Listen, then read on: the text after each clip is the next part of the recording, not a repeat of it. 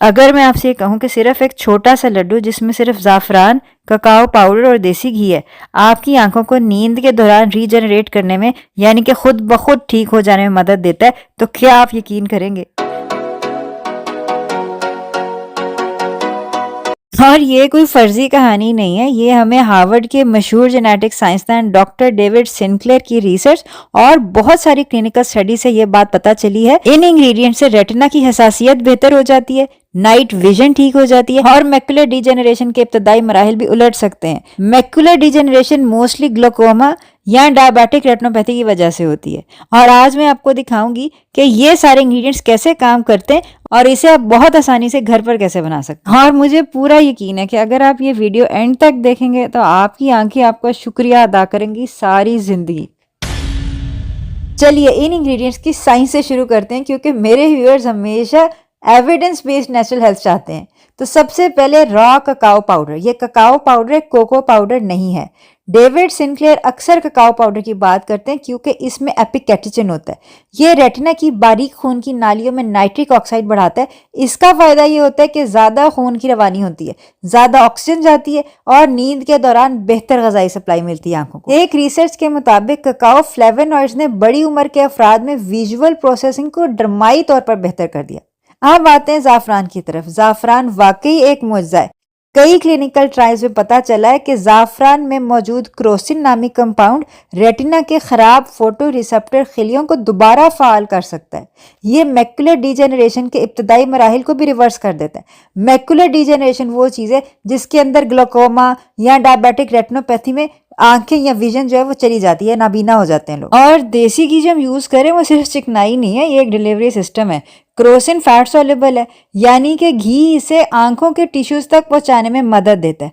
Cacao के साथ मिलकर ये एक स्लो रिलीज असर देता है जो पूरी रात तक आंखों के ऊपर अपना असर जारी रखता है। क्रोसिन ब्लड रेटिना बैरियर को क्रॉस करके बराह रास्त आंख के खराब हिस्सों तक पहुंच जाता है। अच्छा, ज़्यादातर लोग ये नहीं जानते कि आंखों की असल मुरम्मत नींद के दौरान होती है, ख़ास तौर पर गहरी नींद यानी कि डीप स्लीप और रेम नींद के अंदर। इस दौरान फोटो रिसेप्टर साफ होते हैं, रेटिना के खिलिये रीजनरेट होते हैं, नाइट्रिक ऑक्साइड बढ़ती है, खून की रवानी तेज़ हो जाती है और इन तमाम मराहिल की सबसे ताकतवर विंडो वो होती है जो आपके सोने के तकरीबन 1.5 से 3.5 घंटे के बाद आती है। इसीलिए हम ये लड्डू सोने से 45 मिनट या 1 घंटा पहले लेते हैं ताकि वक्त बिल्कुल मैच हो जाए। यही डॉक्टर डेविड सिनक्लेयर भी बताते हैं, टाइमिंग बहुत अहम है। तो अगर आपने वीडियो यहाँ तक देख लिया ना तो आप अपनी आंखों और सेहत के बारे में वाकई संजीदा है। तो इस वीडियो को लाइक करें और मेरे चैनल को सब्सक्राइब करें ताकि आपको हर हफ्ते ऐसी साइंसी तफसीली वीडियोस मिलती रहें। और नीचे कमेंट करके मुझे बताएं क्या आपने ज़ाफ़रान इस्तेमाल किया है पहले, और क्या आपको पता है कि असली और नकली ज़ाफ़रान में आप फ़र्क कैसे कर सकते हैं और इसको आंखों की सेहत के अलावा किस तरह इस्तेमाल किया जा सकता है। अपनी राय से मुझे ज़रूर आगाह करें, मैं नीचे कमेंट्स में आपका वेट जरूर करूंगी। तो सबसे पहले ये देख लें कि ज़ाफ़रान आपका असली होना चाहिए, कोई फेक ज़ाफ़रान नहीं होना चाहिए, कलर्स वाला केमिकल्स वाला नहीं होना चाहिए क्योंकि ये हम दवाई की तरह इस्तेमाल कर रहे हैं। चीज़ों की प्योरिटी बहुत ज़्यादा इंपॉर्टेंट है। मैंने जहां से लिया उसका लिंक मैं डिस्क्रिप्शन बॉक्स में दे दूंगी। मैंने तमाम इंग्रेडिएंट्स जहां जहां से बाय किए उन तमाम के लिंक्स मैं आपको नीचे डिस्क्रिप्शन बॉक्स में शेयर कर दूंगी और अगर आप मेरे लिंक से बाय करेंगे तो आपको डिस्काउंट भी मिलेगा। बहरहाल 1.2 ग्राम ज़ाफ़रान माप लें, तो इसको साइड पे रख दें और देसी घी माप लें। देसी घी हमें 200 ग्राम चाहिए। देसी घी अगर आपने घर में ओरिजिनल बनाया हुआ है, आपको उसकी प्योरिटी के अंदर 100% यकीन है तो आप वो यूज़ कर सकते हैं। मैंने ज़ाफ़रान भी और देसी घी भी थल वालों का यूज़ किया। इनकी सारी चीज़ें बहुत अच्छी हैं और 100% प्योर भी। अब हमने ज़ाफ़रान को देसी घी के अंदर इन्फ्यूज़ करना है ताकि उसका क्रोसिन जो है ना ज़ाफ़रान का वो देसी घी के अंदर आ जाए।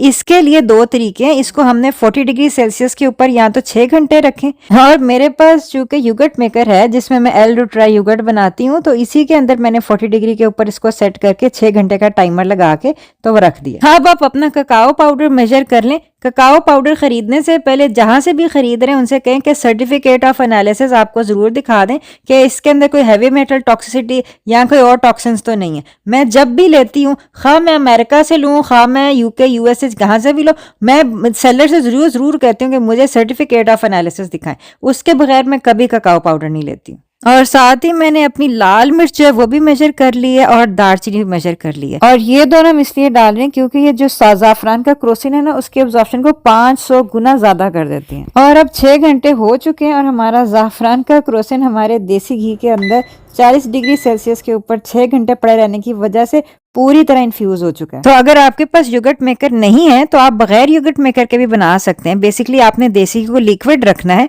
ठीक है, लेकिन ये देख लें कि 45 डिग्री सेल्सियस से ज्यादा टेम्परेचर नहीं होना चाहिए। इसके लिए आपके पास एक थर्मामीटर होना चाहिए और फिर 45 से अगर आपका कम टेम्परेचर है यानी कि 40 डिग्री से कम है तो फिर आपने इसको 12 घंटे रखना है। यानी कि ज़ाफ़रान को देसी घी के अंदर 12 घंटे रखना है। 12 घंटे में क्रोसिन आपकी जो है वो आ जाएगी देसी घी के। तो अब आप ये देख सकते हैं जो ज़ाफ़रान वाला देसी घी है इसके अंदर हमने कोको पाउडर, लाल मिर्च और दालचीनी वो सारी इसके अंदर डाल दी जो हमने मेजर की थी। अब इसके अच्छी तरह मिक्स करके इसके अंदर हमने हनी डालनी है। अगर आप हनी अवॉइड करना चाहते हैं तो आप स्टीविया भी डाल सकते हैं आपने टेस्ट के मुताबिक, लेकिन इसके अंदर देख लें कि लाल मिर्च है इसलिए थोड़ी सी तुलसी आएगी जायके में कि अगर आप खाली स्टीविया डालते हैं। बस अब थोड़ा सा ठंडा हो जाए तो 1 टीस्पून की मदद से आपने इसके बॉल्स ले लेने। तकरीबन आप समझ लें एक अखरोट के साइज का ना 15 ग्राम का एक बॉल आपने बना के ये आप अपने कंटेनर के अंदर स्टोर कर सकते हैं। फ्रिज के अंदर ये 3 महीने ठीक रहेगा, फ्रीजर के अंदर 6 महीने ठीक रहेगा, यानी कि इसका क्रोसिन मेंटेन रहेगा। लेने का तरीका यह कि रोजाना रात को 1 घंटा सोने से पहले खाली पेट के साथ आपने 1 लड्डू खा के सो जाना। और ये बहुत जरूरी है कि इसको खाने से 2 घंटे पहले आपका पेट खाली हो, क्योंकि अगर आपने खाना खाया होगा तो वो ज़ाफ़रान के क्रोसिन को अब्जॉर्ब होने से रोक देता है। तो अगर आप सोने से 1 घंटा पहले ये लड्डू खा लेते हैं तो इसका क्रोसिन जब आप सो जाएंगे तो ये आपकी आंखों तक पहुंच जाएगा तकरीबन रात के 1 से 3 के दरमियान। तो सोना बहुत जरूरी है।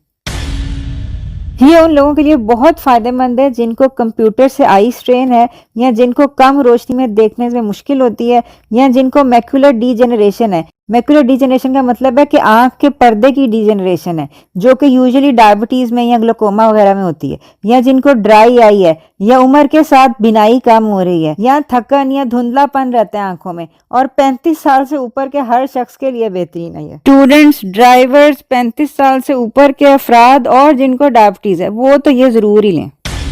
और कुछ ऐसे लोग भी हैं जिनको ये नहीं लेना चाहिए, जैसे कि प्रेगनेंसी में ये नहीं लेना चाहिए क्योंकि इसमें ज़ाफ़रान है।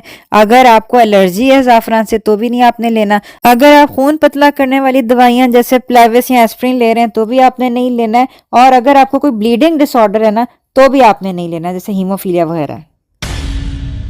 तो क्लिनिकल डाटा के मुताबिक इसको इस्तेमाल करने से रंग ज़्यादा वाज़ेह नज़र आते हैं, नाइट विजन बेहतर हो जाती है और आई स्ट्रेन कम हो जाता है। मैक्युलर या डीजनरेशन यानी कि अगर आपकी आंख का पर्दा कमज़ोर है उसकी सेहत बेहतर हो जाती है। ज़्यादातर लोगों को 6 से 4 हफ्तों में फ़र्क महसूस होने लग जाता है। आखिर में अगर आपको ये वीडियो फ़ायदेमंद लगी हो तो लाइक और सब्सक्राइब ज़रूर करें और नीचे कमेंट ज़रूर कर दें। अपनी आंखों का ख्याल रखें, ये अल्लाह ताला की बहुत बड़ी नेमत है क्योंकि आंख है तो जहान है। मिलते हैं अगली वीडियो में, अपना ख्याल रखिएगा। अस्सलाम वालेकुम व रहमतुल्लाहि व बरकातहू।